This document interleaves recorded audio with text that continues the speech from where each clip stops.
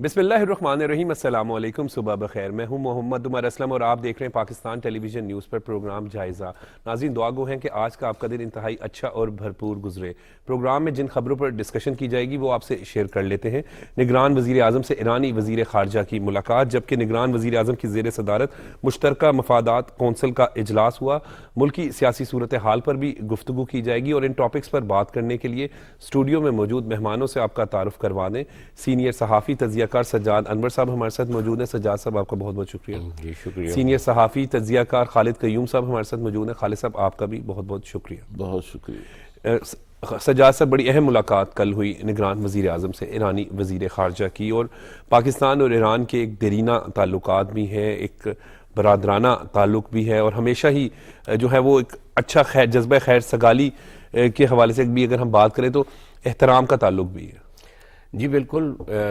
پاکستان کے جو 3 ہمسائے ان میں سے سب سے جو قدیم اور بہت دیرینہ تعلقات ہیں وہ ایران کے ساتھ ہیں پاکستان کے، اور پچھلے کچھ عرصے سے ایران کے بارڈر پہ کچھ اس طرح کی چیزیں ہوئیں جس کے نتیجے میں پاکستان کے اندر بھی ایک بے چینی کی لہر پھیلی تھی اور خود ایران کے اندر بھی جی، تو کچھ مس انڈرسٹینڈنگز بھی کریٹ ہوئیں جب کراس بارڈر فائر پاکستان کے اندر آیا، پھر پاکستان نے اس کا جواب دیا۔ جی، اور اس کے علاوہ جو مڈل ایسٹ کے اندر ایک بلڈ اپ ہو رہا ہے، خاص طور پہ بحیرہ احمر، ریڈ سی کے اندر جو مختلف جو کاروباری جو تجارتی جہاز ہیں ان کو جو اٹیک کیا جا رہا ہے، اس کے اوپر بھی ایک کنٹروورسی کریٹ ہو رہی ہے۔ تو میں سمجھتا ہوں کہ اس وقت پاکستان اور ایران کے جو ریلیشنز ہیں وہ ایک فلیش پوائنٹ تھے۔ جی، تو ریسنٹلی جو ہمارے پاکستان کے کچھ مزدور جن کو ایران میں ٹارگٹ کیا گیا، تو اس کے بعد یہ جو بے چینی تھی یہ کافی اس میں اضافہ ہوا تھا۔ اور کل کی ملاقات میں پاکستان اور ایران کا جو 2 طرفہ تعلقات ہیں ان کو مزید میں مستحکم وہی کرنے کہہ کا رہا بھی ہوں عزم کہ کیا اس کے نتیجے میں یہ وزٹ بہت ڈیو تھا جو وزیر خارجہ صاحب ایران کے آئے ہیں۔ انہوں نے آ کے پاکستانی لیڈرشپ کے ساتھ ملاقاتیں کی ہیں، وزیر اعظم صاحب سے ملے، وزیر خارجہ صاحب سے ملے، اور ان کے مذاکرات ہوئے۔ وزیر خارجہ سے خاص طور پہ کافی طویل مذاکرات ہوئے۔ اس میں جتنی بھی پیچیدگیاں پیدا ہوئی تھیں دونوں ملکوں کے درمیان، اور یہ جو دہشت گردی کے واقعات ہو رہے تھے پاکستانی لوگوں کے ساتھ، ان کے اوپر ایک لائحہ عمل طے کیا گیا۔ نہ صرف لائحہ عمل طے کیا گیا بلکہ تیسرے ملک کی بھی ایران کے اندر جو مداخلت تھی یا ان کی وجہ سے یا ان کی تخریب کاری کی وجہ سے جو نقصانات پہنچ رہے تھے ان کی نہ صرف نشاندہی ہوئی بلکہ اس کے اوپر ایران نے بھی اپنا کنسرن شو کیا۔ تو میں سمجھتا ہوں کہ یہ جو بھارت نے پہلے افغانستان کے اندر جا کے پاکستان کے مفادات کو نقصان پہنچانے کی کوشش کی، اور اس کے بعد اب ایران کی سرزمین وہ چن رہا ہے، تو اس میں اس کو ناکامی ہوگی، کیونکہ ایران اور پاکستان دونوں ایک پیج پہ اب آ چکے ہیں۔ جی بالکل۔ کیسے دیکھتے ہیں خالد صاحب، ایران کے وزیر خارجہ کی ملاقات ہوئی، بڑی اس ملاقات کے حوالے سے بات کریں تو پاکستان اور ایران نے جو 2 طرفہ تعلقات ہیں ان کو مزید مستحکم کرنے کا عزم کا اظہار بھی کیا۔ دیکھیے، ایرانی وزیر خارجہ کا دورہ پاکستان انتہائی اہم ہے، اور اس دورے میں وزیر اعظم جناب انوار الحق کاکڑ کے ساتھ جو ملاقات ہوئی ہے ایرانی وزیر خارجہ کی، اس ملاقات میں دونوں ممالک کی جو خود مختاری ہے، سلامتی ہے اور علاقائی جو استحکام ہے، اور دونوں ممالک کے درمیان تجارت اور معیشت جو ہے اس کو بڑھانے پر ابھی جو ہے وہ اتفاق کیا گیا ہے۔ اور اس حوالے سے میں سمجھتا ہوں کہ اس ملاقات میں خاص طور پر جو دہشت گردی جو ہے اس کو دونوں ممالک کا مشترکہ دشمن قرار دیا گیا ہے، اور مل کر باہمی اشتراک اور تعاون کے ذریعے دہشت گردی جو ہے اس کا مقابلہ کرنے کا فیصلہ کیا گیا ہے۔ اور اس حوالے سے دونوں ممالک کے درمیان روابط جو ہیں ان کو بڑھانے پر بھی اتفاق ہوا ہے، جس سلسلے میں خاص طور پر زہدان اور تربت میں جو رابطہ کار افسران ہیں دونوں طرف سے وہ بھی تعینات کیے جائیں گے تاکہ کوارڈینیشن بڑھے اور معاملات جو ہیں ان میں مزید بہتری آئے۔ اور دونوں ممالک آپ جانتے ہیں کہ جو سرحدی علاقہ ہے پاکستان اور ایران کے درمیان، وہاں پر ایک مشترکہ ایک منڈی جو ہے اس کا قیام بھی سابق بالکل وزیر اعظم شہباز شریف کی حکومت کے دور میں لایا جا چکا ہے، اور اب یہ سلسلہ آگے مزید ٹریڈ بڑھانے بالکل پر ٹھیک بھی کہہ رہے ہیں، اتفاق بالکل ٹریڈ ہوا کا ہے۔ بھی سجاد صاحب، ٹریڈ کا بھی ہمارا کاروباری اگر ہم اس حساب سے بھی تجارت کے حوالے سے بھی دیکھیں، دیرینہ تعلقات بھی ہیں، ہمیشہ ان تعلقات کو قدر کی نگاہ سے دیکھا گیا۔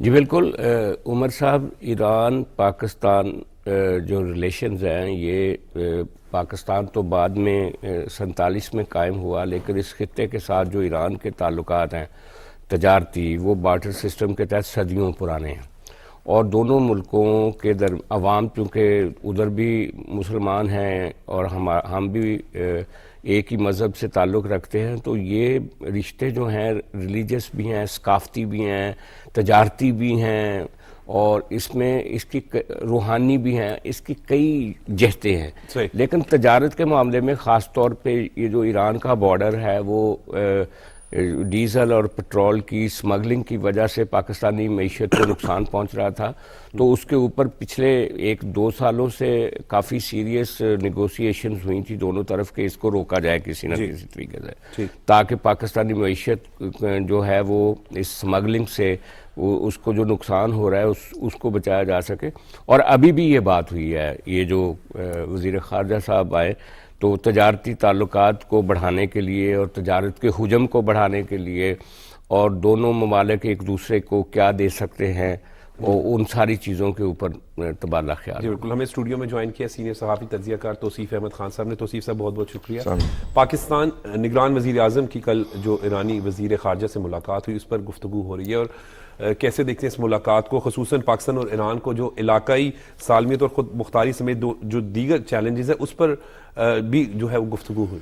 یہ ملاقات بہت ضروری تھی، کیونکہ ابھی آپ نے حالیہ دنوں میں دیکھا کہ اچانک سے تعلقات جو ہیں وہ خراب ہوئے۔ خیر وہ اس میں ہم نے کوئی اس میں حصہ ادا نہیں کیا تھا، لیکن جو بھی وہ غلطی ہوئی تو غلطی بھی ایک نالج ہوئی بیسیکلی، اور ایرانی وزیر خارجہ جو ہیں وہ یہاں پر تشریف لائے ہیں، تو یہ بہت ضروری تھا اس معاملے میں کہ دونوں ملک دوبارہ سے اسی ٹریک پر واپس جائیں جو اس غلط فہمی کے نتیجے میں وہ ٹریک خراب ہو گیا تھا۔ تو میرا خیال ہے بہت ساری چیزیں جو ہے نا وہ آخر کار مذاکرات کی میز پر جو ہیں بہت سارے مسائل جو ہیں وہ حل ہو جائیں گے، اور دونوں ملکوں سے زیادہ بہتر کسی کو نہیں پتا کہ یہ جن دشمنوں کی، ریاست دشمنوں کی بات ہو رہی ہے، یہ قدرتی طور پر دونوں ملکوں کے لیے جو ہے نا وہ دشمن مشترکہ ہے۔ وہ ادھر بھی وہی لوگ دہشت گردی کرتے ہیں جو ادھر ہماری سیکورٹی فورسز پہ حملے کرتے ہیں، ہماری عوام پہ حملے کرتے ہیں، تو دشمن علیحدہ علیحدہ نہیں ہے کہ جس کی وجہ سے مفاد علیحدہ ہو۔ تو یہ بڑا شاکنگ تھا اس وقت جو ہماری سرحد پہ کی خلاف ورزی ہوئی، تو شکر ہے سینٹی پریویل اور معاملات دوبارہ اچھے رخ کی طرف چل پڑے، کوئی جو سپوائلر ہے وہ بیچ میں نہیں کود پڑا، معاملات خراب نہیں ہونے دیے گئے۔ آپ کو پتا ہے ہمارے ارد گرد بہت سارے سپوائلر ہیں، تو وہ جو دہشت گردی ہے اس پر قابو پایا جائے گا، دونوں ملک کوئی مشترکہ کوئی بہت سارے معاملات پر اپنے جو ہے وہ فیصلے کریں گے۔ اس کے علاوہ تجارتی معاملات ہیں، تجارت کا تو جیسے کہا انہوں نے کہ وہ صدیوں پرانا روٹ ہے، تو وہ تو چلے گئی، لیکن اصل معاملہ یہ ہے کہ یہ جو سیکورٹی کا معاملہ ہے نا، بالکل ہمارے اگر ہم تعلقات کی بات کریں تو ایک دیرینہ ہمارے مسلم برادر ملک ہے، اور ثقافتی سمیت جو ہم دیگر امور پر بات کرتے ہیں تو پاکستان اور ایران کے ہمیشہ بڑے بہترین تعلقات رہے۔ ایرانی صدر کے لیے بھی جو ہے وہ نگران وزیر اعظم کی جانب سے نیک خواہشات کا اظہار کیا گیا۔ سجاد صاحب جی بالکل، یہ ایک اعلیٰ سطحی رابطہ ہوا۔ میں سمجھتا ہوں کہ جتنی تلخی تھی، جیسے توصیف صاحب نے کہا، اگر وزیر خارجہ ایران کے پاکستان نہ آتے تو شاید چیزیں اتنی جلدی سے ٹھیک نہ ہوتیں۔ تو وہ جو تعلقات تھے مطلب سربراہی سطح پہ، وہ ہمیشہ ہی ایران اور پاکستان کے بہت اچھے رہے، اور وزیر اعظم صاحب نے ایرانی صدر کے لیے جو نیک خواہشات کا پیغام بھیجا ہے، اور اس کے ساتھ ساتھ یہ جو مذاکرات ہوئے ہیں اور ان مذاکرات میں جو چیزیں طے کی گئی ہیں وہ بھی وزیر خارجہ صاحب جو ایران کے ہیں وہ جا کے اپنی لیڈرشپ سے ڈسکس کریں گے، اور اس کے اوپر میں سمجھتا ہوں کہ یہ جو بھارت نے ایک نیا راستہ تلاش کیا تھا پاکستان کو ڈی سٹیبلائز کرنے کے لیے اور دنیا کو یہ بتانے کے لیے کہ پاکستان ایک ولنریبل ریاست ہے جس کے تینوں بارڈرز جو ہیں وہ ان پہ مشکلات ہیں، تو اس کو کافی پسپائی کا سامنا ہوا. آپ کو یاد ہوگا جس دن ایران کی طرف سے پاکستان کی زمین پر اٹیک آیا تھا، اس سے 2 دن پہلے جو انڈین وزیر خارجہ تھے وہ تہران میں موجود تھے، اور کہا یہ جا رہا تھا کہ انہوں نے کوئی اس طرح کی ان کو انٹیلیجنس دی تھی کہ جو ایران کے اندر دہشت گردی ہوئی ہے اس کے تانے بانے پاکستان کی سرزمین سے ملتے جلے. تو اس نے تو ایک غلط فہمی کریٹ کرنے کی کوشش کی جس کو بہرحال اب اوور کم کر لیا گیا ہے. جی بالکل. کیسے دیکھ رہے ہیں خالد کریم صاحب، کیونکہ یہ دورہ جو ہے وہ بڑا امپورٹنٹ بھی رہا، ایرانی وزیر خارجہ کی اہم جو دیگر ملاقاتیں بھی ہوئی ہیں. دیکھیے کہ اس میں وزیر اعظم کے ساتھ ملاقات انتہائی اہم تھی، اور اس کے ساتھ خاص طور پر ہمارے جو وزیر خارجہ ہیں ان کے ساتھ بڑی ڈیٹیل کے ساتھ تفصیل کے ساتھ جو ہے جو پیچیدہ معاملات تھے ان پر بھی کھل کر جو ہے وہ بات چیت ہوئی، اور تمام مسائل کا جو حل ہے وہ باہمی جو ہے وہ بات چیت کے ذریعے اعلیٰ سطحی میکینزم، مشاورتی میکینزم قائم کرنے وہ اس حوالے سے، اور اس پر خاص طور پر جو بین الاقوامی اگر کچھ معاملات ہیں تو جو بین الاقوامی قوانین ہیں اور اقوام متحدہ کا جو چارٹر ہے اس کے مطابق معاملات کو جو ہے وہ دیکھنے کا فیصلہ کیا گیا. اور جب خالد صاحب اس طریقے اس لیول پر ملاقاتیں ہوتی ہیں پرائم منسٹر لیول پہ اور وزیر خارجہ کسی ملک کے ہیں خصوصاً، تو وہ اس کے ذریعے جو تعلقات بھی بہتر ہوتے ہیں، آگے جو بڑھنے کے بھی مواقع ملتے ہیں. دیکھیے آگے بڑھنے کے جو مواقع ہیں وہ یقیناً پیدا ہوئے ہیں. وزیر اعظم کے ساتھ ملاقات میں بھی معاملات جو ہیں وہ آگے بڑھے ہیں، اور اسی طرح وزیر خارجہ کے ساتھ جو ملاقات ہوئی ہے اس میں بھی آگے بڑھنے پر اتفاق کیا گیا ہے. وزیر اعظم کی طرف سے خاص طور پر جو ایرانی صدر ہیں ان کے لیے بھی نیک خواہشات کا پیغام جو ہے وہ دیا گیا وزیر خارجہ کو، ایرانی وزیر خارجہ کو، اور ایرانی صدر کو دورہ پاکستان کی جو ہے وہ دعوت بھی وزیر اعظم کی طرف سے ایرانی وزیر خارجہ کے ذریعے بھجوائی گئی ہے. اور جس طرح میں پہلے بات کر رہا تھا کہ دونوں ممالک کے درمیان نہ صرف تجارت کے فروغ کے مواقع جو ہیں وہ بہت زیادہ ہیں، بلکہ پاکستان میں جو توانائی کی ضروریات ہیں ہماری ان کو بھی جو ہے وہ بڑی حد تک ایران سے جو ہے وہ پورا کیا جاتا ہے. اس وقت بھی گوادر اور گرد و نواح میں جو بجلی ہے وہ ایران سے جو ہے وہاں پر جو ہے وہ حاصل کی جا رہی ہے، اور اس حوالے سے باقاعدہ دونوں ممالک کے درمیان ایک معاہدہ جو ہے ہوا ہے. اور اسی طرح جو ہماری توانائی کی دیگر ضروریات ہیں خاص طور پر گیس کے حوالے سے وہ بھی ایران کے ذریعے جو ہے پاکستان حاصل کر سکتا ہے. پاکستان میں توانائی کا جو بحران ہے اس پر بھی قابو پایا. ایک اور میں آپ کو بتاؤں کہ پاکستان نے ایران، افغانستان اور روس کے ساتھ بھی ایک معاہدہ کیا ہے جس کے تحت بارٹر ٹریڈ جو ہے ان تینوں ممالک کے تحت ہوگی، اور 100 سے زائد آئٹم جو ہیں وہ یہاں سے ایران، افغانستان اور روس سے پاکستان میں ان پر ٹریڈ ہو سکے. جی بالکل. پروگرام کا سلسلہ بھی جاری ہے لیکن وقت ہوا ہے بریک کا.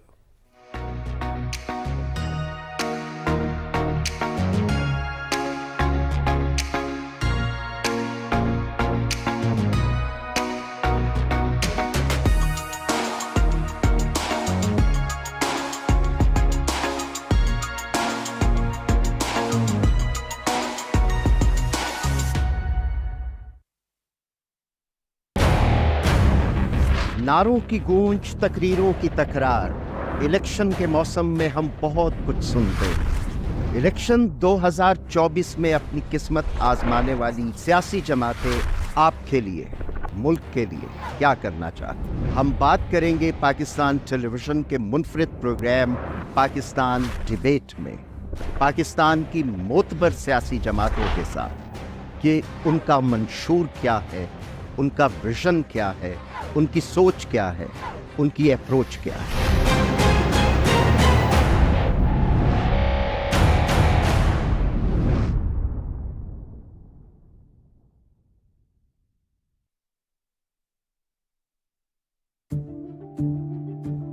سچ کیا ہے اور فریب کیا؟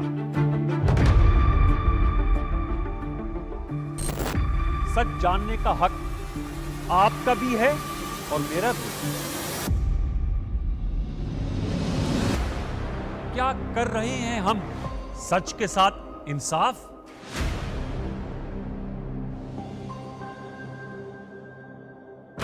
سچ تو یہ ہے کہ سچ बोलना, सुनना और बर्दाश्त करना मुश्किल है।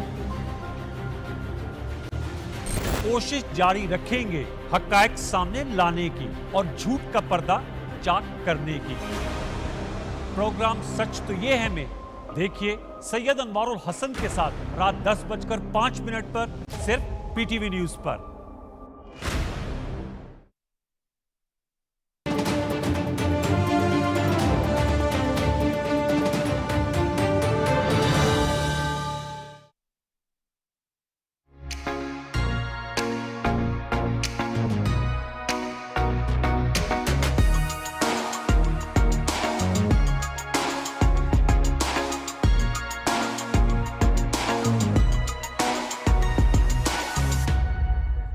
Welcome back. तो सीफ अहमद खान साहब, कल निगरान वज़ीर आज़म की ज़ेर सदारत मुश्तरका मफादात कौंसिल का इजलास हुआ। पेट्रोलियम मसनूआत की जो पॉलिसी है उसमें तरमीम की मंजूरी दी गई है। वैसे आप देखें ये बड़ी इनकलाबी बात है, क्योंकि वो मेरा ख्याल पुराने लाइसेंसों पे ही उन्हें ज़्यादा एक्सप्लोरेशन की जो है ना वो कहा गया कि आप एक्सप्लोरेशन करें। यानी इनकलाबी ये है कि जल्द अज जल्द करें ताकि हमारी जो रिलायंस है ना, जो हमारा डॉलर खर्च होता है बाहर जी, और हमारा मेरे ख्याल 25% यहाँ से हम लेते हैं और बाकी 75% जो है हम बाहर से अपनी ज़रूरियात पूरी करते हैं। तो हमारे पास इम्कानात मौजूद हैं कि ऑयल और गैस जो है मुख्तलिफ जगहों पर मौजूद है। कुछ जो टेस्ट होते हैं उसके बारे में ये कहा जाता है। तो जितनी जल्दी एक्सप्लोरेशन होगी, वक्त ज़ाया किए बगैर होगी, तो जाहिर है कि भी वो हमारे फ़ायदे में है। तो किसी चीज़ का इंतज़ार नहीं किया गया। जो पॉलिसी पिछली गवर्नमेंट ने या निगरान हुकूमत ने अब सेट की थी ना कि जो काम है वन विंडो किया जाए, ये उसी वन विंडो होने की निशानी है। सही कि वो वन विंडो के जरिए बस जल्दी ख़त्म करें और मामला जो रेड टेप की नज़र नहीं होने चाहिए, सही काम शुरू होना चाहिए।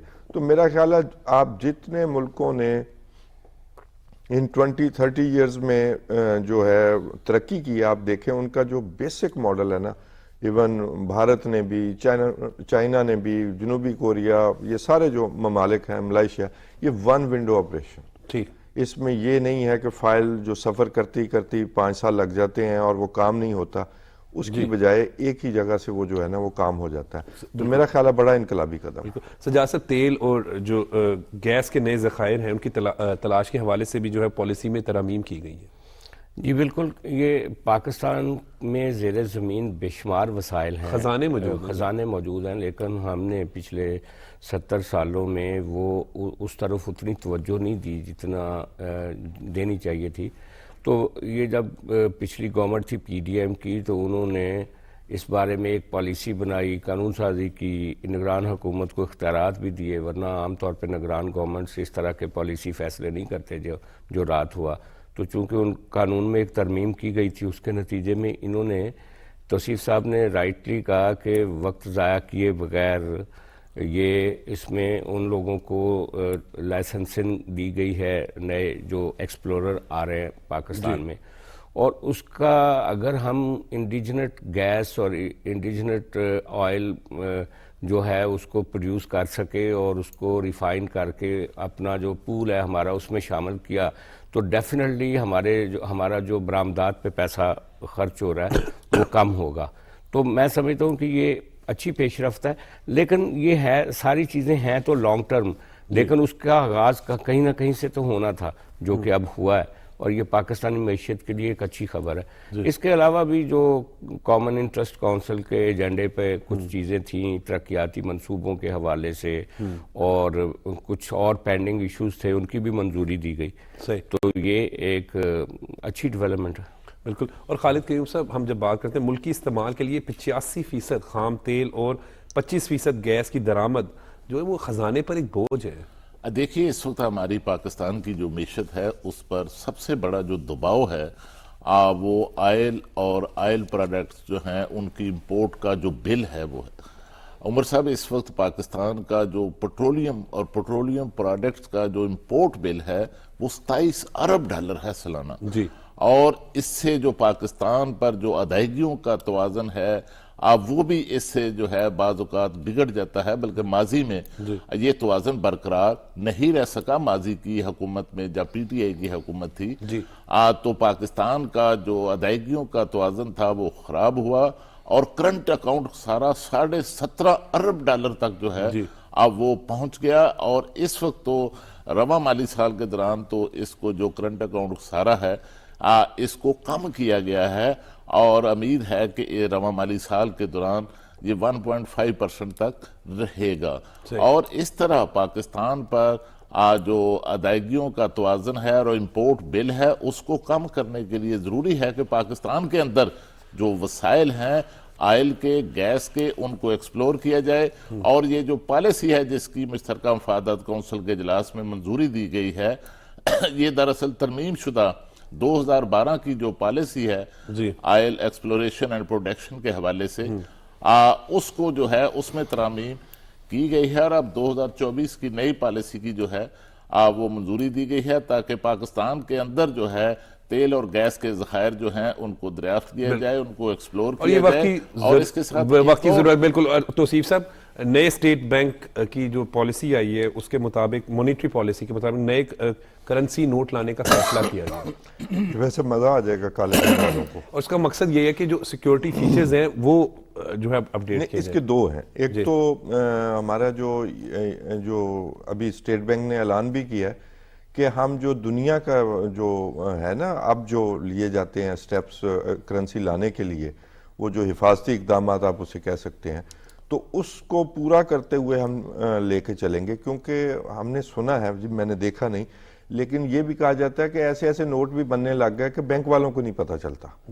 تو جالی کرنسی ایک تو یہ اسپیکٹ ہو گیا کہ جعلی کرنسی کا جو ہے نا وہ جو کاروبار ہے جو یہ ختم ہوگا، اور دوسرا کالے دھن والوں کو وہ بھی بڑا مسئلہ سامنے آئے گا، یہ آپ کی کرنسی باہر آئے گی۔ یہ بھارت میں تجربہ ہو چکا ہے، یہ اس کو چینج کرنے کے لیے آپ کا جو ہے نا وہ فلو جو ہے وہ بینکوں میں آپ دیکھیں گے، اور یہ فوراً نہیں ہوگا، یہ اس میں ٹائم لگے گا، مارچ تک جو ہے وہ مکمل ہوگا۔ ظاہر ہے اتنی بڑی پالیسی چینج ہے، لیکن یہ ہے کہ اب وہ جو جعل سازی کا اسپیشلی جو خاتمہ ہوگا نا، کبھی بڑے نوٹوں میں خاص طور پر کا جو جعلی نوٹ بن رہے ہیں اس پر بڑا اثر پڑے گا۔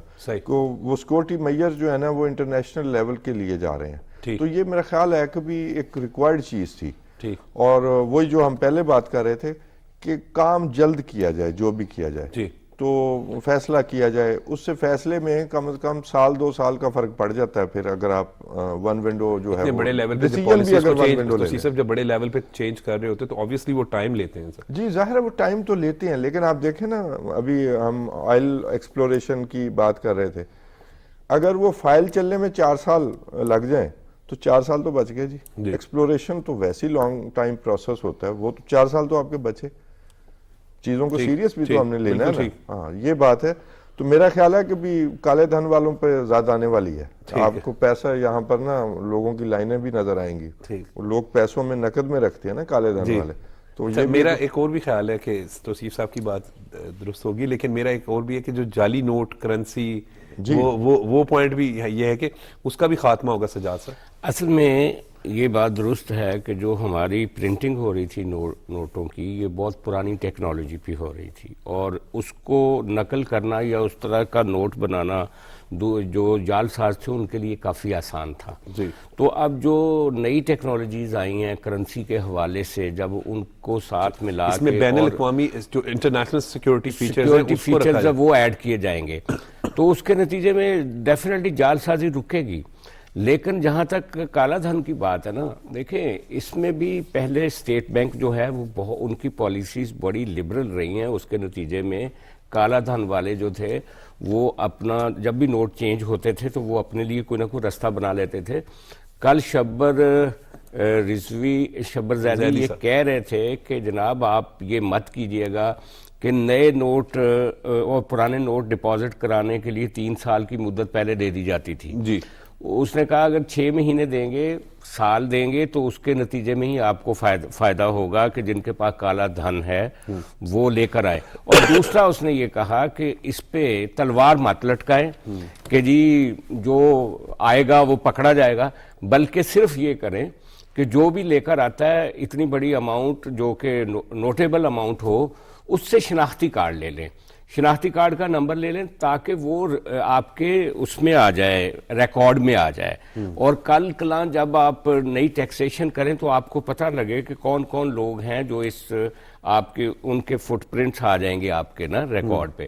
تو اس کو تھوڑا سا ایک فرینڈلی پالیسی بنانی پڑے گی ہمیں، اور تاکہ یہ جو کالا دھن کا مافیا ہے پاکستان میں اس کو ریگولیٹ بھی کیا جا سکے ساتھ ساتھ، اور اس کی ٹائم پیریڈ بھی بہت زیادہ نہیں ہونا چاہیے کہ پرانے نوٹ جو ہیں وہ 3 سال تک پہلے چلتے رہے. اس کے لیے کٹ آف ڈیٹ دے دینی چاہیے کہ فرض کریں کہ اگر آپ کہہ رہے ہیں نا کہ اسٹیٹ بینک کے گورنر نے بھی کہا کہ یہ مارچ میں ابھی ڈیزائننگ وغیرہ ہو رہی ہے، مارچ میں جا کے وہ فائنل ہوگا، اور پھر مارکیٹ میں پورا فلو آنے میں بھی کچھ ٹائم لگتا ہے. اوبویسلی وہ اتنے بڑے لیول پہ وہ لیول ایک بڑے والیوم پہ آپ کو پرنٹنگ کرنی پڑتی، تو اس کا ایک ٹائم فریم بنانا پڑے گا، تبھی آپ جا کے ریگولیٹ کر سکتے ہیں بلیک منی مافیا کو. ٹھیک، اس کو ہم لوز چھوڑ دیں گے تو اس کا ہمیں کوئی فائدہ نہیں. اور پھر جعلی نوٹوں کی شکایات بھی اور وہ تھی، ختم ہوگی، وہ بھی ختم ہوگی سجاد صاحب. اور وہ بہت بڑے پیمانے پہ درست کہا توصیف صاحب نے کہ اب تو بینک آفیسرز کو بھی پتہ نہیں چلتا کہ ان کو کوئی جعلی نوٹ دے جائے. یہ مجھے بینک آفیسر نہیں بتایا، ہماری مشین سے نکل جاتا ہے وہ نوٹ، مشین سے نکل جاتا ہے. ہاں، انہوں نے تو باقاعدہ انہوں نے ایک مشین رکھی ہوتی ہے جس کے ذریعے باقاعدہ وہ کہتے ہیں. اب یہ ان کی جو ہے نا جعل سازوں کی پالیسی بھی اتنی فائن ہو گئی ہے، ریفائنڈ ہو گئی ہے کہ بھی وہ بعض اوقات وہ بھی ہو جاتا ہے. اور کچھ عرصہ ایسا بھی ہوتا ہے کہ بہت سارا ٹائم جب گزر جاتا ہے نا تو جعل سازوں کا اور جو اصلی نوٹ بنانے والے ہیں ان کے درمیان کہیں نہ کہیں ایک کامنریٹیز بھی آ جاتی ہیں، اس لیے اس کو چینج اوور کرتے رہنا چاہیے. بعض اوقات میرا خیال وہ زیادہ فائن بنا بیٹھتے ہیں، اس وجہ سے بھی پکڑے جاتے ہیں. جیسے امتحانی پرچے ہوتے ہیں نا، آپ کو یاد ہے اس کے لیے بھی کئی مختلف مطلب طریقے اختیار کیے گئے کہ جو پرچہ بنانے والا اس کو پتہ نہیں ہوتا کہ اس کا پرچہ استعمال ہوگا یا 10 لوگوں سے بنائے جاتے ہیں اور اس میں سے ایک کا استعمال کیا. بالکل. تو یہ سیکیورٹی میئرز بہت ضروری ہیں، خاص طور پہ کرنسی کے حوالے سے، بالکل، تاکہ آپ سمگلنگ کو روک سکیں، بلیک منی کو روک سکیں. اور یہ جو ہولڈنگ کر کے لوگ رکھ لیتے ہیں پیسہ بہت سارا، بعض کا لیگل پیسہ بھی ہوتا ہے تو بینکس میں نہیں لے کر جاتے، فلو تو چلے آئے گا مارکیٹ میں، تو آئے گا مارکیٹ میں تو آئے. بالکل. انٹرنیشنل فیچرز بھی ہوں گے خالد قیوم صاحب، اور مارچ تک جو ہے وہ ڈیزائن مکمل ہو جائے گا. دیکھیے یہ بڑی مشاورت کے بعد بڑا انتہائی اہم فیصلہ کیا گیا ہے کرنسی نوٹوں کے حوالے سے، اور کئی ماہ سے جو سٹیک ہولڈرز ہیں ان کے درمیان ان پر ان سے مشاورت کا سلسلہ جاری تھا. اور دیکھیے یہ فیصلہ تو نگران حکومت نے مشاورت کے ساتھ کیا ہے، اور یہ اچھی بات ہے یہ جو آپ پوائنٹ کہہ رہے ہیں کہ مشاورت کے ساتھ تمام سٹیک ہولڈرز کو کانفیڈنس لے کے پھر اس کے بعد گیا ہے.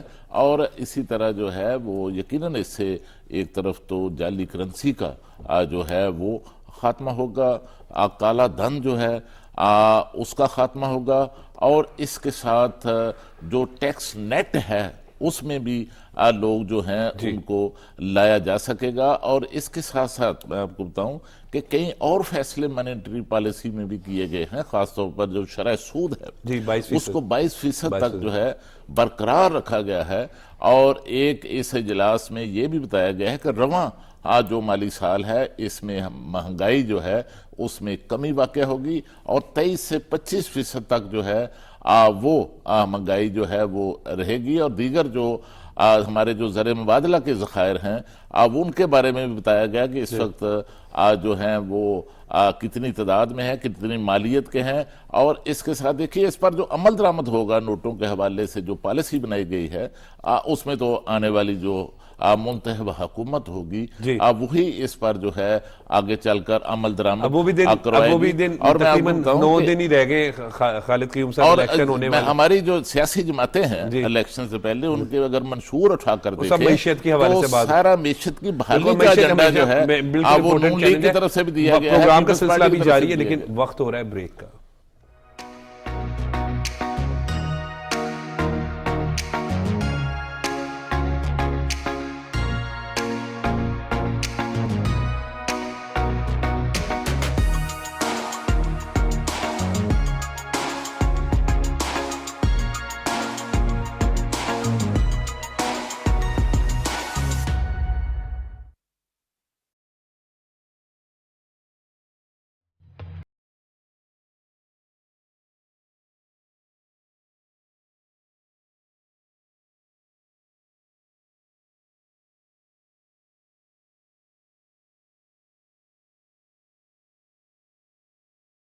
کا سبق یہی ہے کہ تاریخ سے سبق لیا نہیں جاتا. بر صغیر تقسیم ہوا تو مورخ بھی تقسیم ہو گئے. علمی سیرابی کے لیے ہر کتاب پڑھنی چاہیے اور یہ کتاب بہت مفید ہے. مسلم امہ کا جو تیسری صدی کا زمانہ ہے یہ اسپیشلائزیشن کا زمانہ ہے.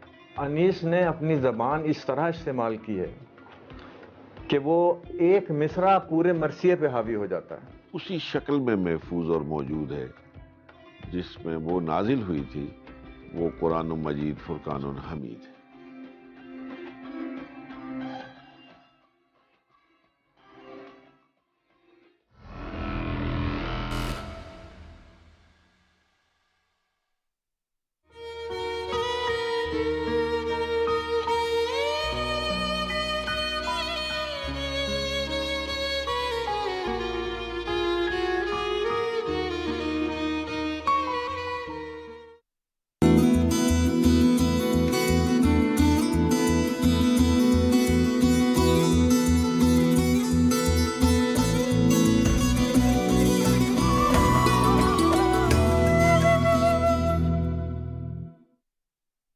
قرآن کریم کی اگر کہیں بھی توہین کی جاتی ہے، کسی بھی اعتبار سے توہین کی جاتی ہے، تو اس توہین کا جواب دینے کا بہترین طریقہ یہ ہے کہ آپ قرآن سے اپنا رشتہ مضبوط کر لیں.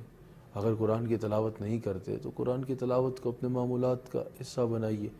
اگر تلاوت کرتے ہیں تو اس کو ترجمے اور تفسیر سے بنا کر اپنی زندگی کا ترجمے سے اور تفسیر سے سیکھ کر اپنی زندگی کا حصہ بنانے کی کوشش کیجیے. جہاں اس سے آپ عظمت قرآن کو بیان کر رہے ہوں گے، جہاں اس سے آپ دنیا کو یہ بتا رہے ہوں گے کہ اگر کوئی قرآن کریم کی معاذ اللہ چند اوراق کو شہید کر کے یہ سمجھتا ہے کہ اس کی عظمت کو نیچا کر رہا ہے تو امت مسلمہ تو اس کے ساتھ جڑتی چلی جا رہی ہے. وہاں پر یہ آپ کی بھی دنیا و آخرت کے لیے بہتر ہوگا.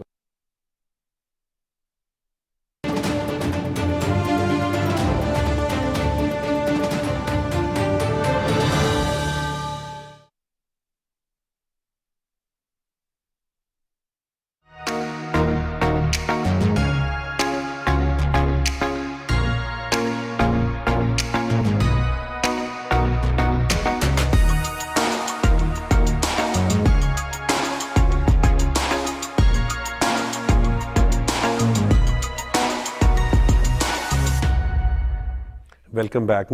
نئی مانیٹری پالیسی کے مطابق توصیف احمد خان صاحب شرح سود جو ہے وہ 22% رکھی گئی ہے. جی اس کو برقرار رکھا گیا ہے. جی جی تو ظاہر ہے شرح سود پہلے سے ہی زیادہ ہے. ہم اس سے پیچھے جانا ہی ہماری بہتری ہے جی. اور اگر اس کو قائم رکھا گیا تو اس کا مطلب یہ ہے کہ ہم ایک خاص جگہ پر اب کھڑے ہیں. اب ہمارا سفر جو ہے نا وہ ترقی کی طرف جائے گا اور پھر یہ آہستہ آہستہ شرح سود ظاہر ہے سرمایہ کاروں کے لیے یہ کم کرنی پڑے گی. لیکن شکر یہ ہے کہ وہ آگے نہیں بڑھی اور وہ وہاں پر ہے اور وہ ریڈکشن کی طرف جائے گی جو ہمارے لیے میرا خیال ہے کہ ایک اچھی خبر ہے. اس سے آگے نہیں جائے گی. ڈالر کا بھی جو معاملہ ہے وہ بھی ذرا آپ نے دیکھا ہوگا کہ وہ سفر رک گیا ہے. سفر رکا نہیں ہے بلکہ پیچھے کو آیا ہے. جی تو میرا خیال ہے کہ بھی یہ روکا گیا ورنہ وہ تو اوپر جا رہے تھے. آپ دیکھیں نا حکومت کی اچھی پالیسی کے باعث جو ہے. نہیں آپ دیکھیں صرف ابھی کالے دھن کی بات ہو رہی تھی نا تو عمر صاحب اگر کہیں ڈالر ہمارے ہاتھ میں ہونا تو ہم اس کا بھی کہیں کہ ہم اس کے وہ چینج کر رہے ہیں نوٹ چینج کر رہے ہیں. پھر آپ دیکھیں اصل لوگ کیسے سامنے آتے ہیں. یہ جو ڈالر ہولڈنگ کا جو معاملہ ہوتا ہے تو ایک ملک کا ڈالر 2 ملک پال رہا ہو تو ہمیں پرابلم ہوگی نہیں. تو ہم نے پھر سمگلنگ روکی ہے. جی پھر وہ کون سا ہمیں روز ہار پہناتے ہیں. جی آپ دیکھ لیں روز نئی دھمکی وہ کیا کہتے ہیں چے پدی کا شوربہ نئی دھمکی سمگلنگ. تو ہم نے وہ روکا اپنے ملک کے مفاد میں روکا اور مفاد سامنے آ گیا. صحیح. تو ظاہر ہے کہ بھی کچھ چیزیں بہتری کی طرف جائیں گی اور انشاءاللہ مجھے امید ہے کہ یہ شرح سود جو ہے اس سے نیچے آئے گی. جی اور معیشت کے حوالے سے بات اگر کر لیں تو معیشت ایک بڑا چیلنج ہے. ہم جب بات کرتے ہیں SIFC جو ہے اسپیشل انویسٹمنٹ فیسیلیٹیشن کونسل کے ذریعے خصوصاً کوشش کی گئی ہے کہ جو انویسٹمنٹ ہے وہ پاکستان میں لائی جائے. جی اس کے لیے بڑی ہی زبردست کوششیں جاری ہیں. جی انٹرنیشنل لیول پہ بھی اور نیشنل لیول پہ بھی. جو ایگریکلچر میں میں نے جو دیکھا ہے بڑے بڑے گروپس جو ہیں نیشنل لیول پہ ان کو زمینیں دی گئی ہیں تاکہ وہ کارپوریٹ فارمنگ کے طور پر لیز پر زمینیں ملی ہیں کہ وہ اپنے کام کا آغاز کریں. وہ کام کا آغاز شروع بھی ہو گیا اور ان کے لیے فیسلٹیز کا آغاز بھی شروع ہو گیا. اچھا یہ جو آغاز ہوا ہے نا وہ انٹرنیشنل لیول پر بھی وہ ایک سگنلنگ ہے کہ بھی ہم یہ چیزیں پرووائڈ کریں گے.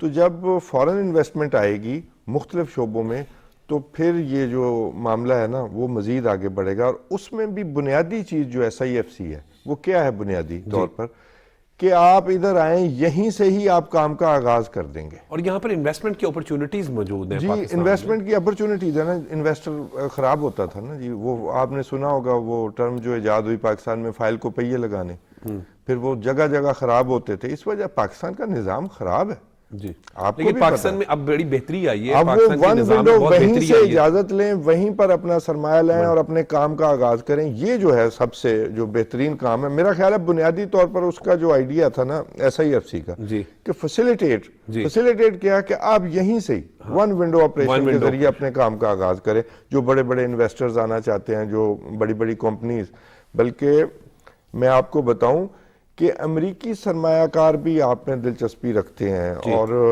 ان کا بھی وہ آپ کے الیکٹرک جو وہیکلز ہیں وہاں سرمایہ کاری کرنا چاہتے ہیں. سموک کے معاملات میں بھی وہ دیکھ رہے ہیں اور واٹر سیکورٹی کے معاملات میں وہ انویسٹمنٹ کرنا چاہتے ہیں. اور ایون یہ کہ تربیلا اور منگلا میں یہ ریکنسٹرکشن جو ہے وہ امریکی کمپنیاں کر رہی ہیں جی, اور وہ 2024 میں یہ مکمل بھی ہو جائے گا وہ پروجیکٹ. اور 340 میگا واٹ بجلی آپ کو ہائیڈرو الیکٹرک سسٹم سے آپ کو ملنے جا رہی ہے اسی 2024 میں. تو یہ بھی ایک اچھی خبر ہے کہ صرف چائنا ہی نہیں انویسٹمنٹ کر رہا وایا CPEC 2 اور CPEC 1, اور لوگ بھی اور ممالک بھی انویسٹمنٹ کریں جی, اور ممالک بھی. اسپیشلی جب ہم SIFC کا ذکر کرتے ہیں تو 4 خصوصاً جو سیکٹرز ہیں, IT, ایگریکلچر, اس میں جو ہے وہ بڑے مواقع موجود ہیں. سجاد صاحب, SIFC پر ہم جب بات کرتے ہیں تو پاکستان بڑا بہترین ملک ہے انویسٹمنٹ کے حوالے سے, اور PDM کی گورنمنٹ ہو, نگران گورنمنٹ ہو, انہوں نے بڑا بہترین انداز میں اس پر جو کام کیا. دیکھیں, جو پاکستان کی جیو پولیٹیکل ایک حیثیت ہے اس ریجن میں وہ تو بہت ہی آئیڈیل ہے. ہمارے پاس سمندر ہے, ہمارے پاس پیچھے پورا مڈل ایسٹ ہے جن کو ہم راستہ دے, سینٹرل ایشیا ہے جس کو ہم ایک راستہ دیتے ہیں. ہمارے ساتھ آپ دیکھیں کہ ایک طرف ایران ہے, ہم مڈل ایسٹ کے دروازے پہ کھڑے ہیں, گوادر ہے. پرابلم 2 تھیں پاکستان کے پاس ابھی تک. پہلی پرابلم تھی ہماری سیکیورٹی انوائرنمنٹ جو پچھلے 15-20 سالوں میں خراب ہوئی, جس کی وجہ سے انویسٹر جو تھا وہ یہاں سے فلائی کر گیا, بڑا دہشت گردی کے خلاف جنگ میں مقابلہ کیا. اور دوسری پرابلم تھی پولیٹیکل ڈی اسٹیبلائزیشن, جو کہ کچھ عرصے کے بعد گورنمنٹ جاتی تھی, گورنمنٹ آتی تھی, اس کے نتیجے میں فورن انویسٹر جو ہوتا ہے اس کو دقت پیش آتی. اور تیسری جو دائمی پرابلم تھی نا, جیسے کہتے ہیں کہ دائمی بیماری یا دائمی قبض, پاکستانی اسٹیٹ کے اندر ایک دائمی پرابلم تھی, وہ ریڈ ٹیپزم تھا. کہ اگر باہر سے ایک بندہ آتا تھا انویسٹمنٹ لے کر, اس کو اتنا ٹائم لگ جاتا تھا اپروولز میں کہ وہ ڈسہارٹ ہو کے واپس چلا جاتا تھا. وہ بے شمار جو ہمارے پاکستان سے باہر امیر لوگ ہیں پاکستانی, وہ ان کا ڈسولوژن ہوا, وہ واپس چلے گئے. تو یہ جو پاکستان کی جو پولیٹیکل لیڈرشپ اور ملٹری لیڈرشپ نے مل کے یہ جو اسپیشل فیسیلیٹیشن کونسل قائم کی, اور اس کے نتیجے میں بہت ساری چیزوں کو بائی پاس کر دیا اور ایک نیا سسٹم ایوالو فیسیلیٹیٹ کیا تاکہ کوئی بندہ اگر کوئی آنا چاہتا ہے پاکستان میں تو اس کے لیے کم از کم دقتیں نہ ہوں, بلکہ آپ اس کے لیے تھوڑا سا کوئی سرخ قالین بچھائیں کہ آئیں بھی پیسہ لے کر آئیں. اور دوسرا, جب آپ کی سیکیورٹی ٹھیک ہو جائے گی نا, تو میں سمجھتا ہوں کہ پاکستان کے بہت سارے مسئلے آنے والے دنوں میں ویسے سدھر جائیں گے. ہم بار بار بات کرتے ہیں کہ سب سے ایزی ڈالر کمانے کا طریقہ پاکستان میں ٹورزم کا اتنا بڑا پوٹینشیل ہے, ملینز بلینز آف ڈالرز کا پوٹینشیل ہے, اس کو ہمیں ریکریٹ کرنے کی ضرورت ہے. اور پاکستان بڑا خوبصورت ملک ہے. پاکستان کی جب ہم خوبصورتی کے حوالے سے بات کرتے ہیں, یار ایسا لینڈسکیپ بہت ریئر ملکوں کے پاس, بالکل واقعی بہت خوبصورت, اور اتنی ڈائیورسٹی ہے. یہ ڈائیورسٹی جس میں آپ کے پاس صحرا ہے, پہاڑ ہیں, دریا ہیں, بلوچستان, سندھ, KPK, پنجاب, ہر جگہ, مطلب گلگت بلتستان. پھر یہ ہے کہ دوسرے ملکوں میں بہت سارے ایسے لوگ ہیں جو یہاں پہ ریلیجس ٹورزم کے لیے آنا چاہتے ہیں, صوفی ٹورزم کے لیے آنا چاہتے ہیں. ہمارے پاس ایسے مانومنٹ ہے، ٹیکسلا ہے، ہمارے پاس کٹاس ہے، ہمارے پاس ہندو ٹورزم ہے، ہمارے پاس بدھ ٹورزم ہے. تو پرابلم ایک ہی تھی کرتارپور میں. تو اب آپ دیکھیں نا کہ لگاتار وہاں سے بہت اہم لوگ آ رہے ہیں انڈیا سے. لیکن ہم اوور آل بھی بات کریں، اوور آل گلگت بلتستان کی بات کر لیں، کتنا خوبصورت ہے. پھر اس کے بعد اور گلگت بلتستان اور آپ کا جو نارتھ ہے اس کو جو ایک دفعہ دیکھ لیتا ہے تو وہ کہتا ہے کہ جناب سوئٹزرلینڈ بھی پیچھے ہے اور باقی دنیا کی ساری جو ڈیلائٹس ہیں ان سے کہیں آگے کی چیز ہے. صحیح. بس ہمیں پاکستان کو سیکیور کرنا ہے. آنے والے بندے کو پتا ہو کہ وہ پاکستان کے کسی بھی کونے میں ہے تو وہ محفوظ ہے.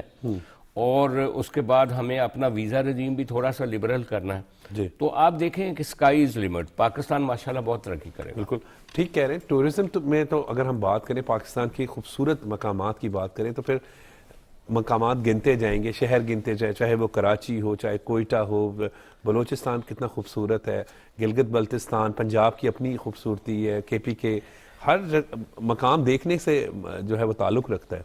دیکھیے ٹورزم کو فروغ دے کر آپ جو ہیں وہ ایک زر مبادلہ کے ذخائر جو ہیں ان میں بھی اضافہ جو ہے وہ کر سکتے ہیں. اور پاکستان میں درست فرمایا سجاد انور صاحب نے کہ یہاں پر تو ریلیجس ٹورزم کے جو ہیں وہ بڑا جو ہے مواقع ہیں. خاص طور پر جو ہیں وہ آپ جانتے ہیں کہ سکھ جو ہیں وہ کتنی بڑی تعداد میں ان کے سکھوں کے جو مقدس مقامات ہیں وہ زیادہ جو مقامات ہیں وہ پاکستان کے اندر ہیں.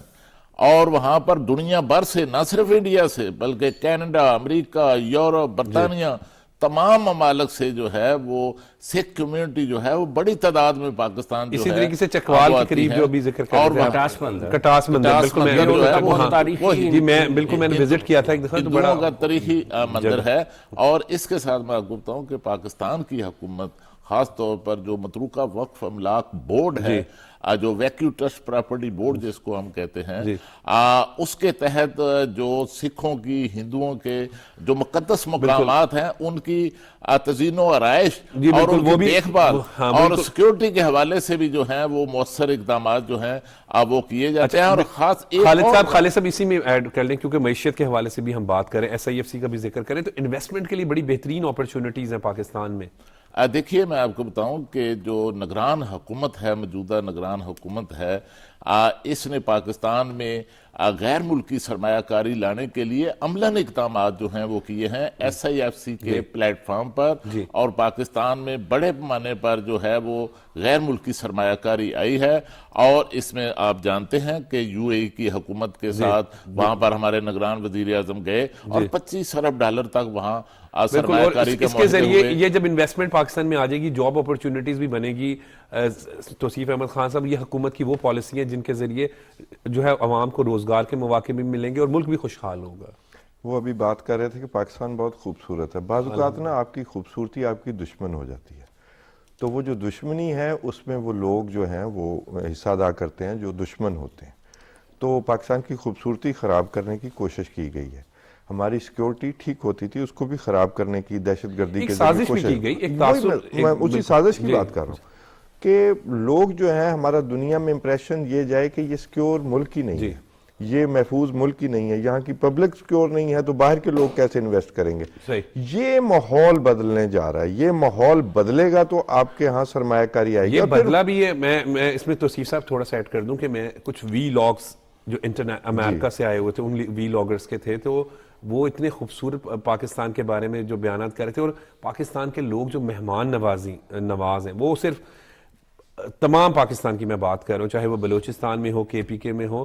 جب غیر ملکی سیاح پاکستان آتے ہیں تو بڑا سر فخر سے بلند ہوتا ہے جب وہ وی-لاگرز وہ یہ کہہ رہے ہوتے ہیں کہ ہم یہاں پر کھانے پینے کے لیے جاتے ہیں تو لوگ پیسے نہیں لیتے، شاپنگ کرتے ہیں کپڑوں پہ، دکانوں پہ. یہ ہماری فراخ دلی ہے. یہ آپ نے اس سے 30-40 سال پیچھے چلے جائیں تو آپ کو نظر آئے گا کہ یہاں لاہور میں کس طرح سیاح پھرتے تھے. آپ صرف لاہور کی دیکھ لیں، باقی ناردرن ایریاز میں تو آپ اور بات سمجھے نا، کبھی وہ تو وہاں معاملہ ہی اور تھا. مسئلہ یہی ہے کہ یہ سارا معاملہ خراب کس نے کیا؟ ہمارے دشمنوں نے کیا.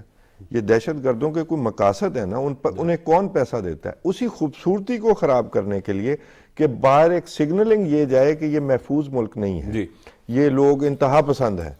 اور جبکہ یہ لوگ مہمان نواز ہیں، آپ آئے ہی نہیں، وہاں بیٹھے لوگوں کو یہ سگنلنگ جائے گی تو کوئی آتا نہیں تھا. کام جو ہے ہمارا ٹورزم کا کم ہو گیا تھا، انویسٹمنٹس کم ہو گئی تھیں، آئی ٹی میں کم ہوا. یہ سارے نقصان ہم نے اٹھائے ہیں. یہ جو آپ کہہ رہے تھے کہ دہشت گردی کے خلاف جو جنگ ہے اس میں ہم نے بہت قربانیاں دیں، تو اس وجہ سے بھی یہ معاملہ خراب ہوا. میرا خیال ہے چیزیں جلدی چینج ہونے جا رہی ہیں. ہمیں اپنا امپریشن بدلنا ہے. کمپنیز انویسٹ کرتی ہیں نا، تو دنیا میں وہ کمپنیز کو جب سگنل جائے گا کہ یہ محفوظ ملک ہے، جلد کام ہو جاتا ہے، انویسٹمنٹ جو ہے ان کی وہ جلد کوئی فروٹ دینا شروع ہو جائے گی، تو خود بخود چیزیں بدل جائیں گی. اسی سے ہی ٹورزم بڑھے گا. جب آپ محفوظ ہونے کا تصور دیں گے، ٹورزم بھی بڑھے گا، آپ کی انویسٹمنٹ بھی بڑھے گی، انڈسٹری بھی بڑھے گی، پھر یہ معاملہ انشاءاللہ آگے چلے گا. اور معیشت کی بہتری کے حوالے سے ہم بات جب کرتے ہیں، ٹورزم کا بھی ذکر ہو گیا، آئی ٹی سیکٹر میں بھی جو ہے وہ بڑا اپرچونٹیز موجود ہیں. دیکھیں آئی ٹی میں ہم نے پچھلے کافی سالوں سے جب یہ انٹرنیشنل لیول پہ ایک اپرچونٹی کریٹ ہوئی اور ہم نے دیکھا ہمارے پڑوسی ملکوں نے بلینز آف ڈالر کمائے.